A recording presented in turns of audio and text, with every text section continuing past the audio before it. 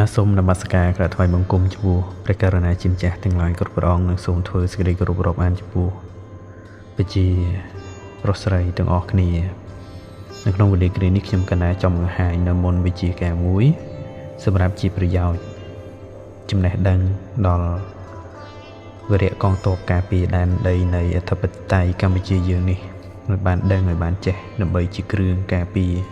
ជាគ្រឿងបន្សំបន្ថែមទៀតក្នុងការជួយនៅជាតិមាតុភូមិហើយក៏ជាការការពារនៅអាយុជីវិតដែលស្ថិតនៅក្នុងការការពារដែនដីនៃអធិបតេយ្យកម្ពុជា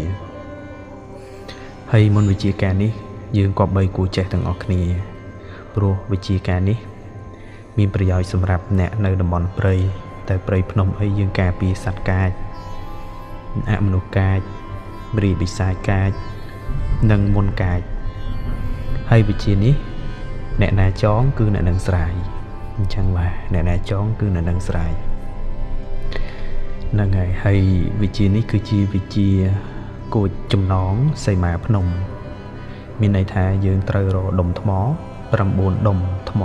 ប៉ិនមេដៃមេជើងមករាប់9ដុំយកមកដាក់លើដៃទាំងពីររបស់យើងផ្គុំហ្នឹងហើយក្នុងហត្ថថាទាំងពីរទៅផ្គុំដុំថ្ម9ដុំហើយសូត្រនៅបាលីគាថានេះឬមុនគាថានេះដោយសូត្រថាអោមករុបបិជាងគិរីមន្តាំងមហាសីមាយ៉ាងពុទ្ធសៈមហាបនធាំងគិរីសិលាណੰអថដ្ឋាមិសមាទិយាមិផ្លុំដាក់ដុំថ្មម្ដងសូត្រឲ្យគ្រប់9ដងផ្លុំក៏9ដងដូចគ្នាពេលដែលផ្លុំគ្រប់9ដងហើយគឺយើងចាប់ផ្ដើមបើកភ្នែកមើលទៅទិសខាងជើងហើយសូត្រនៅមុនគាថានឹងទៀតថាអោមករុបបិជាងគិរីមន្តាំងមហាសីមាយ៉ាងពុទ្ធសៈមហាពន្ធាំងគិរីសិ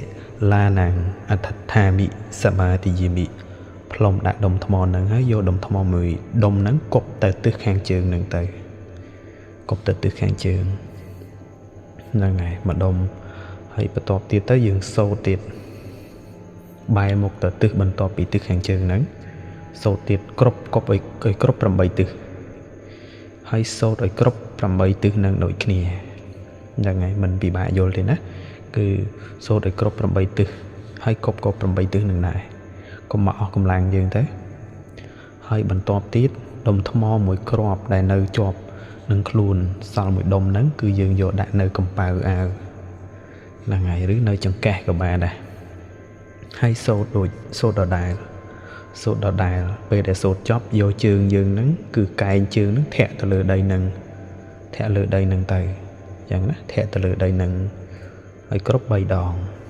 បាទគ្រប់3ដងហើយអីហើយយើងចាប់ផ្ដើមយកអាកន្លែងស្នាមដែលយើងធាក់ដីហ្នឹងដែលមានកតិចដីកន្លែងកែងជើងយើងហ្នឹងយកមកចាប់មកក្តាប់ដៃហើយសូត្របាលីនឹងទៀតសូត្រទៅអោមករុបបិជាងគិរីមន្តាំងមហាសីមាយ៉ាងពុទ្ធសៈមហាពន្ធាំងគិរីសិ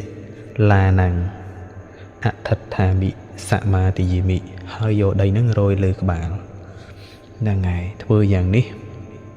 ណាគឺមានប្រសិទ្ធភាពខ្លាំងហើយមានមុននេះគឺការពារបានគ្រប់សត្រូវបើសិនជាមានសត្រូវណាបៀតបៀនចង់ប្រហារបៀតបៀនដល់អាយុជីវិតយើងសត្រូវនឹងដើរមកដល់កន្លែងហ្នឹងវែងហើយមើលយើងក៏អត់ឃើញដែរហ្នឹងហើយបើសัตว์កាចអីមកតំបន់ហ្នឹងគឺបាក់ធ្នង់អស់អត់មានគំនួចមានភាពសាហាវទេបើពឹសសាបអស់ហ្នឹងហើយព្រីបិសាចសុរកាយកាលណាតែមកគៀកហ្នឹងគឺមកអត់បានទេមកជាប់ចំណងបាទ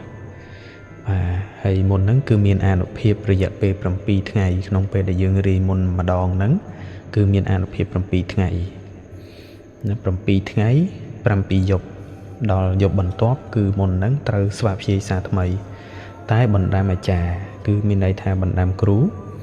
គាត់ប្រាប់ថាបើរៀនជារៀងរាល់ថ្ងៃគឺកន្លែងហ្នឹងគឺកាន់តែមានភាព រក្សាដោយមុនក៏កាន់តែខ្លាំងដែរបានចឹងសូមចែករំលែកនៅមុនវិជាការប្រមាណប៉ុណ្ណឹងសង្ឃឹមថាអ្នកដែលបានទស្សនាបានដឹងពីវិជាការនេះហើយក៏បីសិក្សាឲ្យបានល្អហើយកុំគប្បីមាននៅសេចក្តីប្រមាទបមាទោមជ្ជុណោបទាំងសេចក្តីប្រមាទគឺជាផ្លូវនៃសេចក្តីស្លាប់អបមាទោអមតាំងបទាំងសេចក្តីមិនប្រមាទគឺជាផ្លូវនៃសេចក្តីមិនស្លាប់បាទចឹងសូមគោរពជូនពរប្រហែលប៉ុណ្ណឹងជា